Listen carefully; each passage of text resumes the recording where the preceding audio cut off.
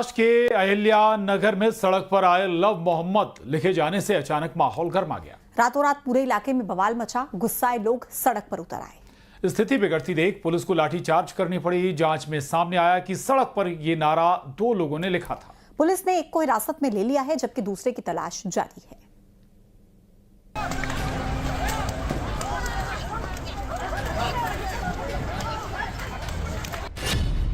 बरेली के बाद महाराष्ट्र के अहिल्या नगर में बवाल।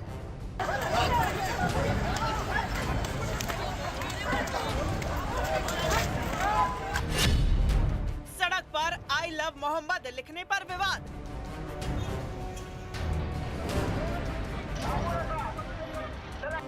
महाराष्ट्र के अहिल्या नगर में सड़क पर आई लव मोहम्मद लिखे जाने के बाद बड़ा विवाद खड़ा हो गया। बताया जा रहा है कि कुछ शरारती लोगों ने सड़क के बीचों बीच रंगोली से आई लव मोहम्मद लिख दिया, जिससे मुस्लिम समाज नाराज हो गया। विरोध में लोग सड़क पर उतरे, नारे लगे और देखते ही देखते हालात बेकाबू हो गए। गुस्साई भीड़ को शांत करने के लिए पुलिस को लाठी चार्ज तक करना पड़ा। पुलिस की कार्रवाई के बाद लोग तितर बितर तो हो गए, लेकिन इलाके में तनाव का माहौल अब भी बना हुआ है।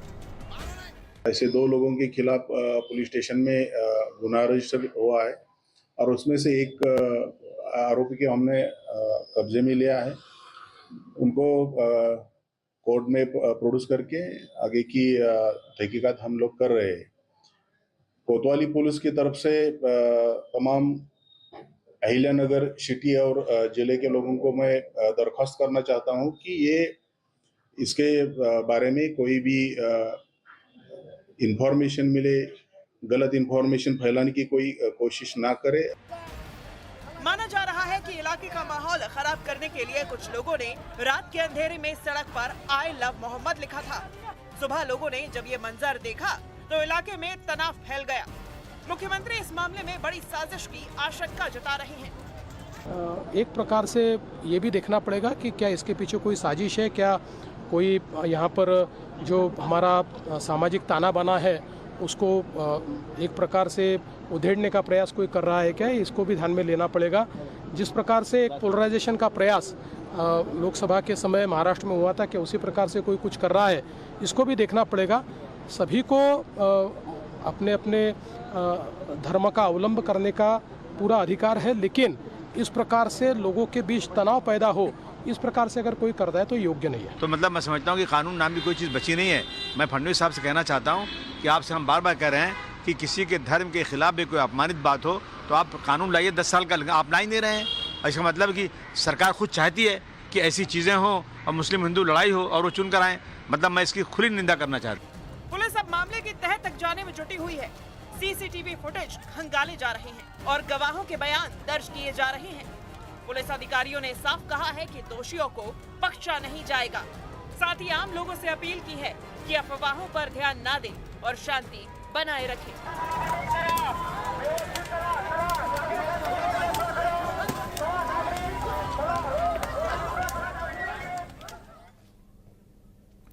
शांति के टापू कहे जाने वाले मध्य प्रदेश में हिंदू मुसलमान पर कलेश मचा है। गरबा पर जारी घमासान के बीच पिछले दिनों इंदौर में शीतला माता बाजार से कई मुस्लिम सेल्समैन को हटाया गया था। यह सब बीजेपी के विधायक मालिनी गौड़ के बेटे एकलव्य के कहने पर किया गया था और अब इससे और एक कदम आगे बढ़कर साध्वी प्रज्ञा ठाकुर ने बड़ा बयान दिया है, जिसने विवाद को नई हवा दे दी।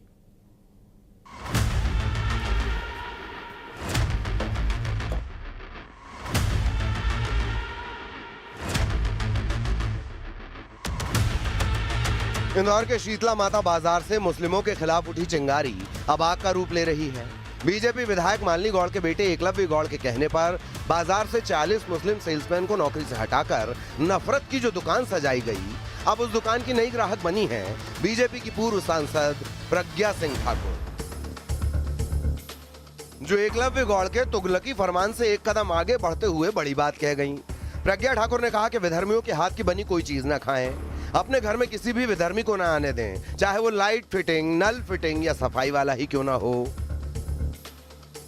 संकल्प लेके अपने अपने घरों में कभी भी हम विधर्मियों को आने नहीं देंगे। संकल्प ये कौन लेना पड़ेगा कि विधर्मियों से बनी हुई कोई भी चीज हम नहीं खाएंगे।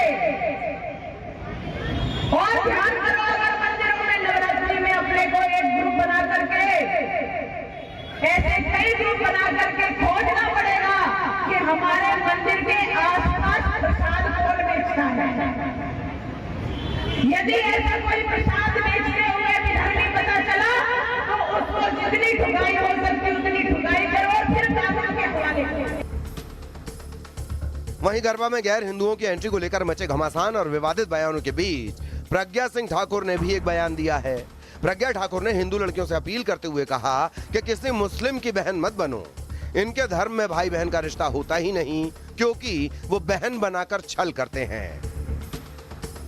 भाई बहन बन गए, लेकिन आपको पता है कि मियाओं में कोई भाई बहन का रिश्ता होता ही नहीं, तो वो हमसे बहन का रिश्ता कैसे निभाएंगे। पुराने जो केसेस हैं वो देख के भी मन में ये चीज हो ही जाती है कि बांटना चाहिए, मतलब हिंदू अलग है मुस्लिम अलग है, भाई भाई तो नहीं हो पाएंगे। अगर आधार कार्ड में दानिश लिखा हो या दिनेश तो किससे दोस्ती करेंगी? नहीं करूंगी नहीं ना मैं दोस्ती, मुझे करनी ही नहीं है। दानिश से या दिनेश से? मुझे करनी ही नहीं है, मैं लड़कों को देख के करूंगी, दिनेश से करूंगी मैं। दिनेश से करेंगे।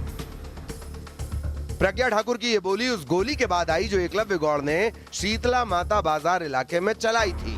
उस गोली का असर ये हुआ कि बाजार से 40 मुस्लिम सेल्समैन हटा दिए गए और बाजार को भगवा झंडों से पाट दिया गया। क्या कुछ कहा था एकलव्य गौड़ ने, सुनिए।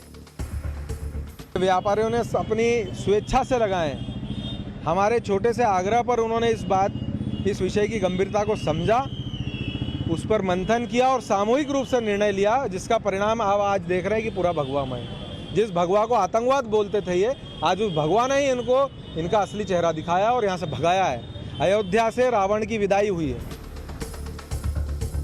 धर्म के अखाड़े में नफरत का जो बीज बोया जा रहा है, उनकी सजा उन मुस्लिम सेल्समैन को भुगतनी पड़ रही है जिनके सामने अब रोजी रोटी का संकट खड़ा हो गया है।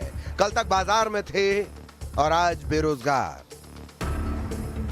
हम लोग ये चाहते हैं कि व्यापार को व्यापार की तरीके से देखा जाए, ना कि राजनीति की तरीके से।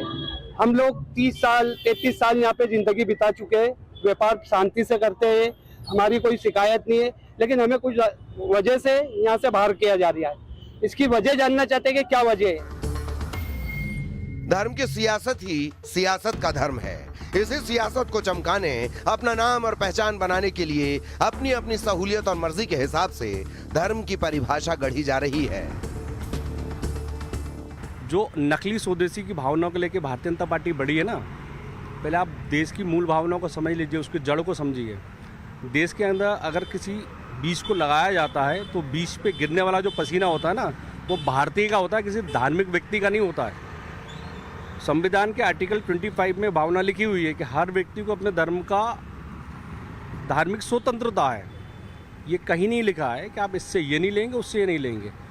श्रमिक का वर्ग नहीं होता, संप्रदाय नहीं होता, श्रमिक श्रमिक होता है। देखिए, सनातन धर्म में नवरात्रि का त्योहार सनातन का पवित्र त्योहार माना जाता है। ऐसे में कुछ लोग नाम बदलकर, पहचान बदलकर पवित्रता भंग करने की कोशिश करते हैं, तो उन लोगों पर निश्चित ही कार्रवाई करना चाहिए और समाज में इस तरह का झूठा रवैया और झूठे कृत्य करने वालों के लिए कोई जगह नहीं है। दोषी एक पक्ष नहीं है, कसूरवार दोनों तरफ हैं, जो धर्म के नाम पर समाज का बंटवारा करने में जुटे हैं, आपसी सौहार्द के साथ खिलवाड़ कर रहे हैं और त्योहारों की आड़ में नफरत का बाजार सजा रहे हैं। Bureau report, news 18।